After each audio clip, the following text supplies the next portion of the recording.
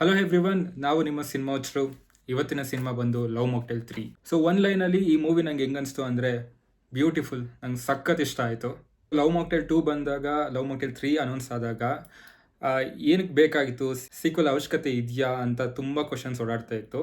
So love mocktail 2 ಬಂದಾಗ ಕೂಡ ಆ ಮೂವಿ ಸ್ಯಾಟಿಸ್ಫ್ಯಾಕ್ಷನ್ ಕೊಡುತ್ತೆ. ಮಾಕ್ಟೇಲ್ 3 ಸ್ಯಾಟಿಸ್ಫ್ಯಾಕ್ಷನ್ ಕೊಡುತ್ತೋ ಇಲ್ವೋ ಅಂತ ನೀವು ಮೂವಿ ನೋಡಿ ಗೊತ್ತಾಗುತ್ತೆ. ಈ ಮೂವಿಯ ಪ್ಲಸ್ ಪಾಯಿಂಟ್ ಏನಂದರೆ, ಸೊ ಫಸ್ಟ್ ಪಾಯಿಂಟ್ ಬಂದು ರೈಟಿಂಗ್ ಅಂತಲೇ ಹೇಳ್ತೀನಿ. ಸೊ ರೈಟರ್ಸ್ ಡಾರ್ಲಿಂಗ್ ಕೃಷ್ಣ, ಮಿಲನ ನಾಗರಾಜ್ ಮತ್ತು ಯದುನಂದನ್, ಈ 3 ಜನನು ತುಂಬ ಚೆನ್ನಾಗಿ ಬರ್ಕೊಂಡಿದ್ದಾರೆ. ಸೀನ್ ಬ್ಯೂಟಿಫುಲಿ ರಿಟರ್ನ್ ಅಂತ ಹೇಳ್ತೀನಿ. ಒಂದೊಂದು ಸೀನ್ಗಳು ಎಮೋಷ್ನಲಿ ಕನೆಕ್ಟ್ ಆಗುತ್ತೆ. ಕಾಮಿಡಿ ಕೂಡ ಅಷ್ಟೇ ತುಂಬ ಚೆನ್ನಾಗಿ ವರ್ಕೌಟ್ ಆಗಿದೆ. ಸೊ ತೊಗೊಂಡಿರೋ ಸ್ಟೋರಿ ಕಾನ್ಸೆಪ್ಟು ಬ್ಯೂಟಿಫುಲ್ ಆಗಿದೆ ಅಂತ ಹೇಳ್ತೀನಿ. ಸೊ ಟ್ರೇಲರ್ ಬಿಟ್ಟಾಗ ತುಂಬ ಮಿಕ್ಸ್ಡ್ ಒಪಿನಿಯನ್ ಬಂದಿತ್ತು. ಸೊ ಟ್ರೇಲರ್ ಏನು ಒಳ್ಳೆ ರೀಕ್ಯಾಪ್ ವಿಡಿಯೋ ಥರ ಮಾಡ್ಬಿಟ್ಟಿದಾರಲ್ಲ ಅಂತ ತುಂಬ ಜನಕ್ಕೆ ಅನಿಸ್ತು. ಸೊ ಇವಾಗ ಗೊತ್ತಾಗುತ್ತೆ ಟ್ರೇಲರಲ್ಲಿ ಏನಕ್ಕೆ ಅಷ್ಟೊಂದು ಬಿಟ್ಕೊಟ್ಟಿಲ್ಲ ಅಂತ. ಸೊ ತೊಗೊಂಡಿರೋ ಸ್ಟೋರಿ ಆಗಲಿ, ತೊಗೊಂಡಿರೋ ಕಾನ್ಸೆಪ್ಟ್ ಆಗಲಿ ಬ್ಯೂಟಿಫುಲ್ ಆಗಿದೆ. ಪಾರ್ಟ್ 1 ಪಾರ್ಟ್ 2 ಜಾನರ್ಗೆ ಇದು ಸೇರ್ಕೊಳ್ಳಲ್ಲ. ಪಾರ್ಟ್ 1 ಪಾರ್ಟ್ 2 ರಾಮ್ ಕಮ್ ಆಗಿತ್ತು, ಬಟ್ ಇದು ಬೇರೆ ರೀತಿಯೇ ಹೋಗುತ್ತೆ. ಸೊ ಬೇರೆ ಅದೇನು ಅಂತ ಹೇಳಿದ್ರೆ ಸ್ಪಾಯ್ಲರ್ ಆಗೋಗುತ್ತೆ. ಸೊ ನೀವೇ ಹೋಗಿ ನೋಡಿ. Music by Nakul Abhyankar, music director ಅಂತ ಹೇಳ್ತೀನಿ. ಯಾಕಂದರೆ ಇವ್ರು ಕೊಡೋಂಥ ಈ ಮೂವಿಲಿ ಬಂದಿರೋವಂಥ ಸಾಂಗ್ಸ್ ಆಗಲಿ, ಬ್ಯಾಕ್ಗ್ರೌಂಡ್ ಮ್ಯೂಸಿಕ್ ಆಗಲಿ ತುಂಬ ಚೆನ್ನಾಗಿದೆ. ಎಲ್ಲ ಸಾಂಗ್ಸು ಇಷ್ಟ ಆಯಿತು ನನಗೆ. ಸೆಕೆಂಡ್ ಹಾಫಲ್ಲಿ ಬರುವಂಥ ಬ್ಯಾಕ್ಗ್ರೌಂಡ್ ಮ್ಯೂಸಿಕ್ಕು ಯಾವ ರೇಂಜಿಗೆ ನಿಮಗೆ ಎಮೋಷ್ನಲಿ ಕನೆಕ್ಟ್ ಆಗುತ್ತೆ ಅಂದರೆ, ಆ ಸೀನು ಎಮೋಷ್ನಲಿ ಕನೆಕ್ಟ್ ಆಗುತ್ತೆ. ಆ ಮ್ಯೂಸಿಕ್ ಕೂಡ ಅದೇ ರೇಂಜ್ಗೆ ಎಲಿವೇಟ್ ಮಾಡುತ್ತೆ. So Nakul Abhyankar great work ಅಂತ ಹೇಳ್ತೀನಿ.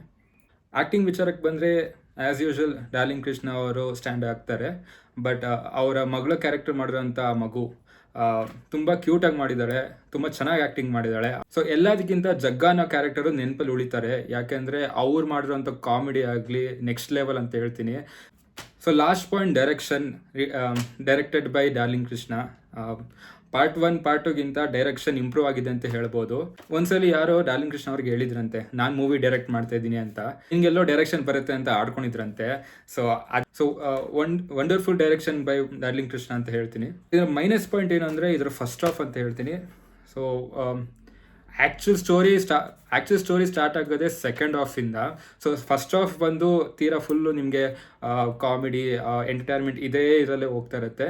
ತೀರಾ ಕೆಲವೊಂದು ಕಡೆ ರಿಪೀಟೆಡ್ ಸೀನ್ಸ್ ಅನಿಸುತ್ತೆ, ಕೆಲವೊಂದು ಕಡೆ ಫಿಲ್ಲರ್ಸ್ ಅನಿಸುತ್ತೆ. ಸೊ ಫಸ್ಟ್ ಹಾಫು ನಿಮಗೆ ಒಂದು ಡೀಸೆಂಟ್ ವಾಚ್ ಥರ ನಿಮಗೆ ಫೀಲ್ ಅನಿಸುತ್ತೆ. ಬಟ್ ಸೆಕೆಂಡ್ ಹಾಫ್ ತುಂಬ ಚೆನ್ನಾಗಿ ಟೇಕ್ ಆಫ್ ಆಗುತ್ತೆ. ಈ